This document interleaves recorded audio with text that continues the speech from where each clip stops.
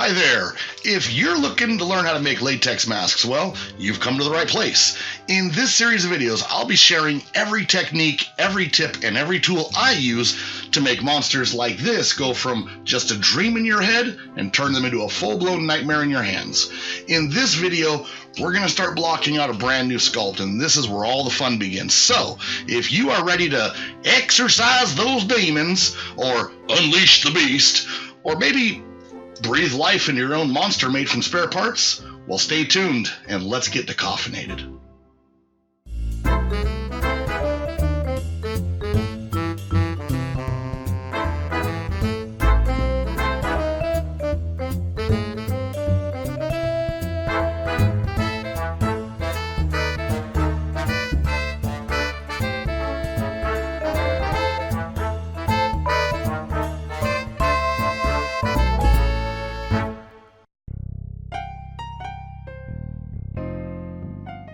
Hello and welcome to the Mask Academy. My name is Ryan and I'll be your teacher. If you made it through my first two lessons, which I know were complete snorefests, I have some great news for you. Today we're going to start blocking out a brand new sculpt, and that means we finally get to start having fun with this. Lessons 1 and 2 were really designed to simply inform people who are completely new at this and had absolutely no knowledge about mask making, and to give them a good foundation to start on. But now it's time to actually start creating. But before we begin, as always, let's take a quick minute to talk about that stuff we always want to make sure we remember. Hey there. Before we get started, let's take a quick moment to talk about safety. During this process, you're going to be using a lot of different chemicals, you're going to be handling a lot of different materials, and you'll likely need to utilize a lot of different tools. Be sure to read all warning labels, instruction manuals, and all the documentation that comes with these items, and be completely familiar with how to use them before you start. Also, make sure you've got gloves, make sure you've got eye protection, and of course make sure you've got a respirator. We don't want anyone getting hurt doing this. And kids, by all means, get your parents involved and do this with their supervision, okay? Now, there's also a lot of other videos that are out there on YouTube made by other artists who are very, very talented, many of which have been doing this for much longer than me, and we all sort of use different techniques. I highly recommend you get out there and watch their videos as well, give their techniques a try, and determine what works best for you.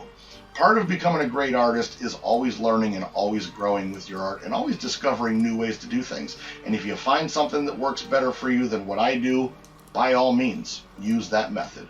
Now, let's get back to this tutorial. Okay, so sculpting is basically giving form to your clay, and I like to think of the process as something that can be broken down into 3 parts. Each of those parts, or phases, focuses on a different type of form. I like to call those forms the primary form, the secondary form, and the tertiary form. Now, the primary forms are your largest masses, the biggest features, such as the general shape of the head, the cheekbones, the chin, jawline, almost like the underlying structure of the mask. The secondary forms are the next level of detail, the things that give the mask its character. On this mask, it would be the areas where the skin has rotted away, revealing the bone and muscle, plus all the little worms and maggots and stuff like that. Then you have the tertiary forms. That's your really fine details. Wrinkles, textures, moles, pockmarks, all those little things that really bring your mask to life. Now, it's best to handle each level of the forms one at a time, meaning don't start working on fine details in one area of the mask when others are still in a really rough state. Now, keeping in mind all the stuff we learned from lessons 1 and 2, such as how big we're going to make this sculpt, we're going to start blocking out this bad boy. This time around, I'll be making an alien character. Now, I'm not going to waste your time right now talking about my creative process here, but I will be publishing a supplement to this episode that goes over what this mask will ultimately become, the research I did, and all the thought that went into it. So give that a look if you really want to dig deep into my head. But for now, let's just head over there and get started. All right, so you've got your armature, you've got your tools, and of course you've got some clay. So you are ready to rock and roll. But this is monster clay, which means right now the way it sits, it's about as hard as a rock. If this were wet clay, I'd be able just to dig my claws right in it and just start slapping it on there, but not with this. Now, some people might grab a large loop tool and kind of dig some chunks out of it and start kneading it in their hands, getting it warmed up and putting it on there. And you could do that. Or you could put it underneath a light bulb and kind of get it warmed up and stuff like that. All of that works great, however, a little on the slow side. Me, I'm going to take some of this and head over to my microwave and show you how to do it the right way. Now, I've seen it time and time again where people will post on the internet to take your tub of Monster Clay and put it in the microwave for 1 minute, let it run, then check it and see if it's soft enough. And if not, put it in for 1 more minute and check again. And sure, that will work. But have you ever had a Hot Pocket that's almost semi-frozen on the outside but has a molten lava center? Well, the same thing will happen with this tub. If you've ever played with the power settings on your microwave, you probably noticed that what it actually does is cycle the microwave emitter on and off, which allows the heat to disperse more evenly through the product.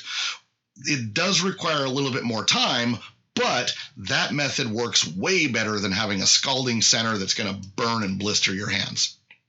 Now, microwave powers do vary, and this one's a pretty small one, so its wattage is really low. So what I'm going to do is I'm going to set up a time of 10 minutes, but I'm going to run it at only 50% power. In some microwaves, that'll mean power level 5. So let's get this thing in there and see what happens.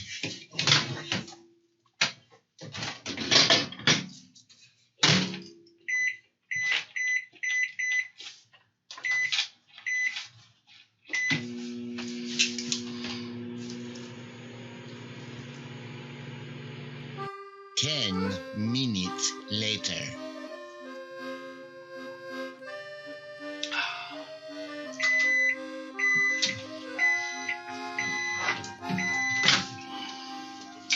All right, let's see how it works.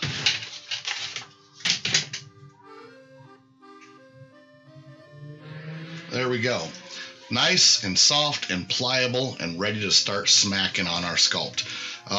It may still have a liquid core, so you do want to be careful when you go digging into it, but look how easy that is to work. So let's take this over there and get started on blocking this thing out. All right, so this is where the fun begins. We've got our armature, we've got our clay, we've got our sculpting tools. Let's dive into this thing. Okay, one of the things that you're going to make sure of is that you keep your Monster Clay pretty warm. So I like to use a desk lamp, and what I'll do is just put that right underneath the desk lamp. I'll position the lamp about 3 or 4 inches away from the surface, and that'll give it just enough heat to kind of keep that clay warm. You do have to make sure that you're using an incandescent bulb, you know, the old-fashioned kind. The CFLs and the LEDs, those don't give off any heat, so it won't do any good to warm you up. Another tip is, if you're using one of these Ed heads, these are great, but they're a little on the lightweight side. And as you're putting the clay on, it's going to slide all over your workspace. So I put a couple of gallons of water in here just to give it some extra weight until I get the clay on there. Then what I'll do is, if I need to move it around, I'll get the water out because the clay will put enough weight. So.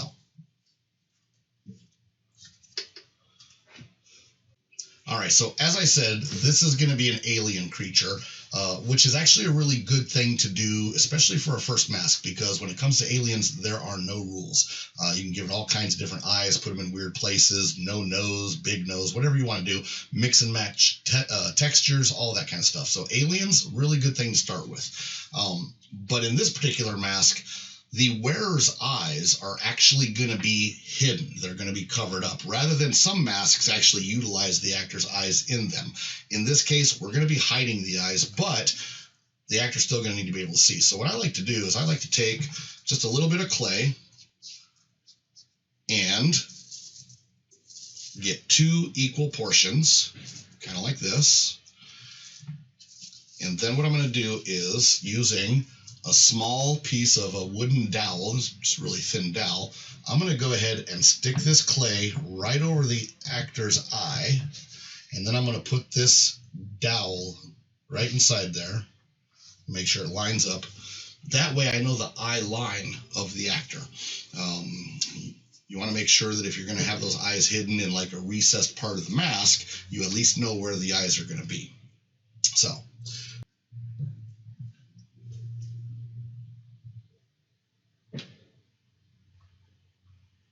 And they don't have to be perfect, but you want to get them as close as possible.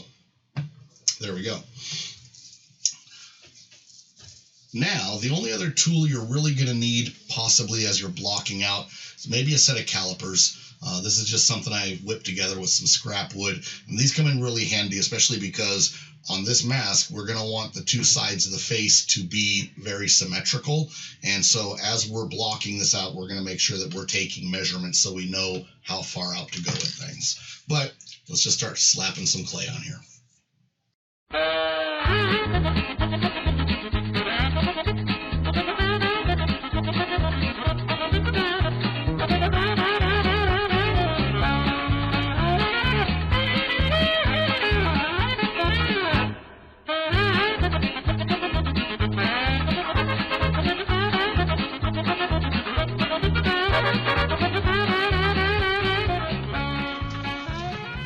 Now at this point, I've got my head completely covered, and I do want to try to keep the buildup a little symmetrical to each side because we don't want to accidentally start building up to one side or the other.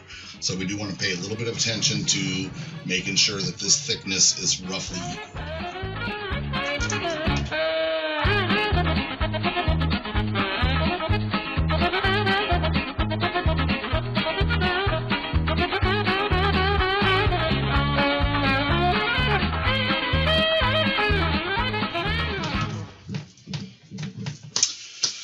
Well, unfortunately, that's about all the time we have for today, and he's a little bit of a weird looking guy, but always keep in mind, virtually every sculpt you do is going to go through kind of that weird, ugly looking phase.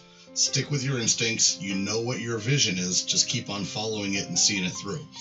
There's going to be a whole lot of revision and refining to this before it gets anywhere near what we want. So I'm going to keep on working on this. I'll come back with episode 3B, at which point I'm going to show you how to use other spherical objects as inserts for your eyes. Make sculpting a lot easier.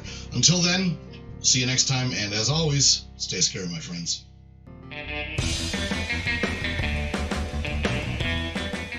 Hey, thanks for watching this video, and of course, if you enjoy it, please don't forget to click on that subscribe button and click on the little bell down below so you'll be notified whenever a new video uploads.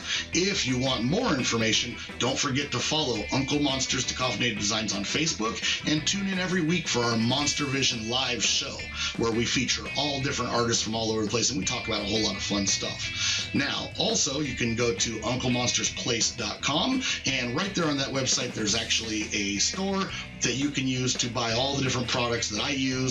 And if you really want to support our show and support these tutorials, please visit our merch shop at our TeePublic shop.